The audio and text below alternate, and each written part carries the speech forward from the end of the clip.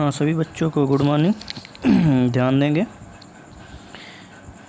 कल आपका जो अंतिम टॉपिक था इस चैप्टर में, यानी पाचन तंत्र वाले चैप्टर में, आपका जो अंतिम टॉपिक था वो क्या था? वो आमाशय था। आमाशय तक हमने जो है आपको बता दिया। यानी पाचन तंत्र में हमने मुख और मुख गुहा के विषय में पढ़ा दिया। उसमें क्या क्या था? टीथ था और टंग था, उसके विषय में हमने बता दिया। उसके बाद जो है ग्रसनी और ग्रासनली, यहाँ तक जो है हमने बता दिया। उसके जो बाद अंतिम जो टॉपिक हमने बताया था वो क्या था? आमाशय या स्टमक। इसके विषय में जीव जो है हमने बता दिया था। तो पाचन तंत्र का अब अगला भाग क्या शुरू होता है आमाशय के बाद? वो क्या है आपका? छोटी आंत। ठीक है, तो छोटी आंत है, या इसे क्षुद्रांत्र कहते हैं या स्मॉल इंटेस्टाइन। ठीक है, तो इसके विषय में आप जानते हैं यह भी पाचन तंत्र का एक जो है बहुत ही महत्वपूर्ण भाग होता है। यह जो है सबसे अधिक, यानी आप कह लीजिए कि पूर्ण जो भोजन का पाचन क्रिया होती है वो इसी भाग में, यानी छोटी आंत के ही भाग में होता है। और छोटी आंत जो है मुख्य 3 भागों से मिलकर बना होता है। तो इसके विषय में आगे पढ़ते हैं। देखिए क्या लिखा है कि यह भोजन के पाचन और शोषण का मुख्य केंद्र होता है। यह लगभग 6 से 7 मीटर लंबी, 2.5 सेंटीमीटर चौड़ी और अत्यधिक कुंडलित नली होती है। इसमें अधिकतर भाग में क्या होता है? रसांकुर या विलाई पाए जाते हैं, जो भोजन के पाचन तथा अवशोषण के लिए सहायक होते हैं। तो मतलब कि इसकी जो है छोटी आंत की जो पूरी लंबाई कितना है? या लगभग 6 से 7 मीटर लंबाई होती है। यानी हमारे जो 8 से 10 मीटर का पूरा पाचन तंत्र की लंबाई होती है, उसमें 6 से 7 मीटर, यानी लगभग जो है 70% जो भाग होता है हमारे पाचन तंत्र कौन होता है? वो छोटी आंत हमारा होता है। इसकी जो व्यास होता है, यानी चौड़ाई कितना होता है? लगभग 2.5 सेंटीमीटर तक इसकी जो है चौड़ाई होता है आंतरिक। और यह अत्यधिक कुंडलित नली होती है, यानी ये बहुत ही कुंडलित जो है, एकदम सर्पिलाकार जो है शेप में, काफ़ी कुंडलित जो है संरचना के रूप में व्यवस्थित हमारे जो है शरीर के अंदर रहता है। और इसके अधिकतर भाग में क्या है? रसांकुर पाए जाते हैं। तो रसांकुर क्या होते हैं? रसांकुर छोटी आंत के आंतरिक दीवारों पे एक बहुत ही सूक्ष्म अंगुली नुमा संरचना के रूप में उभारें निकली होती हैं, जिसको हम सीधे जो है आँख से नहीं देख पाते हैं। उसको हम बाई सूक्ष्मदर्शी से देखेंगे तो वो स्पष्ट दिखते हैं। क्या करते हैं? वो भोजन के जो है पोषक तत्वों को जो है अवशोषित करने का कार्य करते हैं। ठीक है, भोजन के पोषक तत्वों को अवशोषित, क्योंकि पाचन क्रिया जो लगभग पूर्ण जो होता है कहाँ होता है? छोटी आंत में होता है। तो छोटी आंत की दीवारों में ही ये पाए जाते हैं रसांकुर। ये अवशोषण का कार्य करते हैं, खासतौर जो है वसीय पदार्थों का अवशोषण ये जो है अत्यधिक मात्रा में करते हैं। उसी को क्या कहते हैं? रसांकुर। अब उसके बाद हम अगला पैराग्राफ देखते हैं। तो इसमें दिया है कि इसे निम्न 3 भागों में बांटा गया, यानी जो छोटी आंत है वो कितने भाग में है? वो 3 भागों में बटा हुआ होता है। पहला देखिए क्या लिखा है? ग्रहणी, जिसको डियोडेनम कहते हैं। और दूसरा क्या है?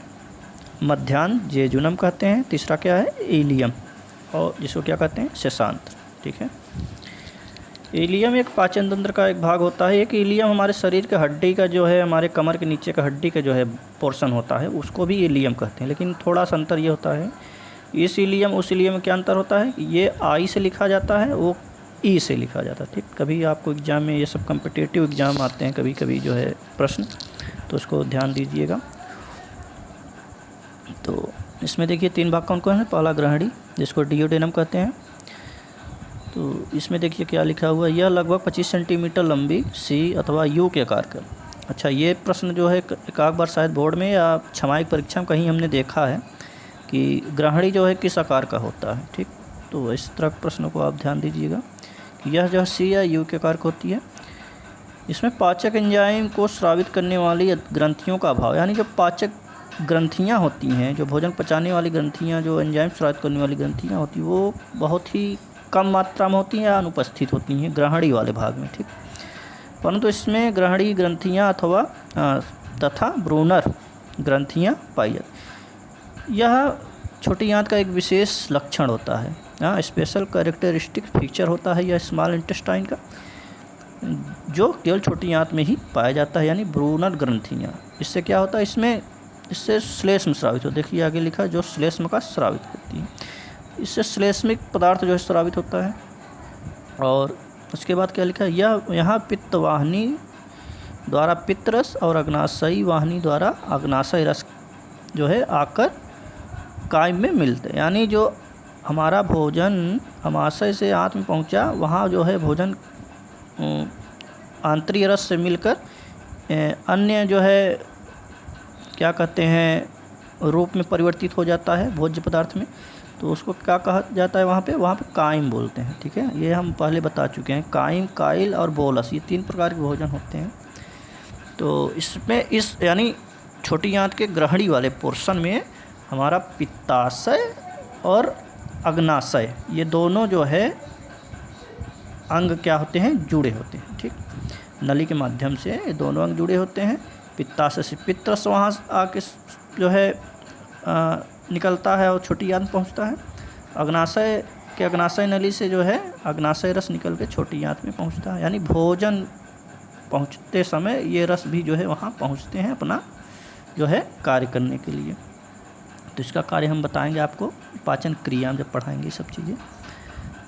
तो दूसरा भाग क्या है, मध्याह्न जेजुनम, नीचे की ओर ग्रहणी मध्यांत में खुलती है, यानी ठीक ग्रहणी के बाद जो पोर्शन होगा वो क्या होता है, मध्याह्न, जो लगभग 2 से 4 मीटर लंबी कुंडलित नलिका होती है तथा इसका व्यास लगभग 4 सेंटीमीटर, यानी इसकी कुल लंबाई जो छोटी आंत की 6 से 7 मीटर है, उसमें से लगभग 2.5 मीटर तक लंबाई जो है मध्यांत का होता है। और इसकी चौड़ाई जो आंतरिक जो चौड़ाई होती है, व्यास होता है, कितना होता है, 4 सेंटीमीटर। ठीक है, मध्यांत्र जो है अधिकतर भोजन को पचाने वाला जो है पोर्शन होता है छोटी आंत का, तो इस पाचन क्रिया में बताया जाएगा। तीसरा पोर्शन छोटी आंत क्या है, शिशांत्र एलियम, यह मध्याह्न लगभग 3.4 यानी लगभग 3.5 मीटर लंबी कुंडली नलिका में खुलती है, जो छोटी आंत का अंतिम हिस्सा है, यानी यह छोटी आंत की सबसे अंतिम हिस्सा होता है। इसकी लंबाई लगभग 3.5 मीटर होती है और इसकी दीवार मध्यांत्र से पतली होती है, यानी ये मध्यांत्र से इसकी जो संरचना होती है, यानी इसकी जो दीवार होती है क्या होती है, पतली होती है थोड़ा। यह छोटी आंत का सबसे लंबा भाग है,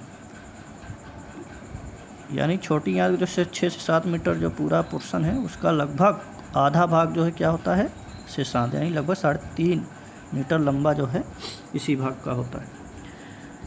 उसके बाद लिखा छोटी आंत के इस भाग में रसांकुर उपस्थित होते हैं और जो कि पचे हुए भोजन के अवशोषण को कई गुना बढ़ाते हैं, यानी छोटी आंत में तो लगभग सभी जो है जगह रसांकुर पाए जाते हैं, तो इस जगह में जो रसांकुर होते हैं वो क्या करते हैं, भोजन को अवशोषण, यानी यहाँ पर भी वो कार्य करते हैं जो अभी जो है ग्रहणी में जो है कर रहे थे। छोटी आंत के शुरुआती भाग प्रोटीन, कार्बोहाइड्रेट, न्यूक्लिक एवं वसा का पूर्ण पाचन होता है तथा शिशांत में मुख्यतया पचे हुए भोजन या पोषण पदार्थ, यानी इस भाग में पूर्ण रूप से कार्बोहाइड्रेट, न्यूक्लिक एवं प्रोटीन का जो क्या होता है, पाचन क्रिया होता है और अवशोषण क्रिया होता है। तो आपका ये छोटी आंत का पूरा जो है व्याख्या हो गया, लेक्चर हो गया हमारा आज छोटी आंत के विषय में।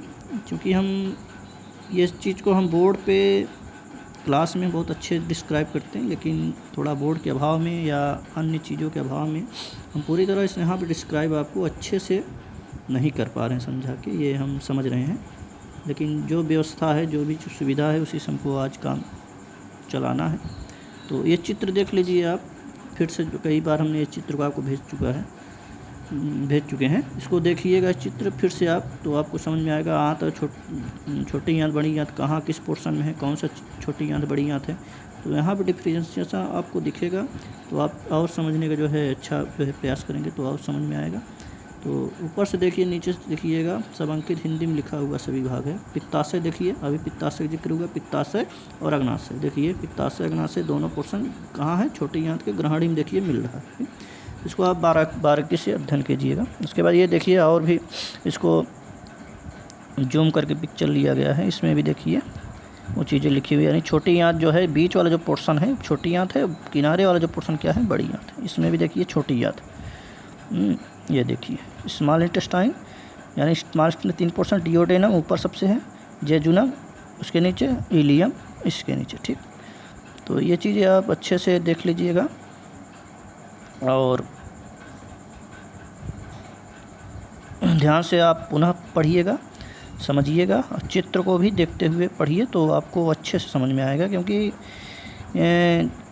बिना चित्र के जो है आप बहुत सारी चीज़ों को समझ नहीं पाएंगे। चित्र को आप बाकायदे पहले समझिए, उसके बाद व्याख्या को पढ़िए, एक एक जो है बिंदु को समझिए, तो आपको बहुत ही अच्छा से जो है बेहतर समझ में आएगा। क्योंकि बिना चित्र के आप जो है केवल व्याख्या ही केवल पढ़ेंगे तो आपको समझ में नहीं आएगा। तो चित्र को पढ़िए, उसके बाद व्याख्या देखिए, उसके बाद फिर जो भी समस्या हो, परेशानी हो, दिक्कत हो, जो भी प्रॉब्लम्स हो वो आप तुरंत बताइए, हम प्रयास करेंगे उसको बताने के लिए।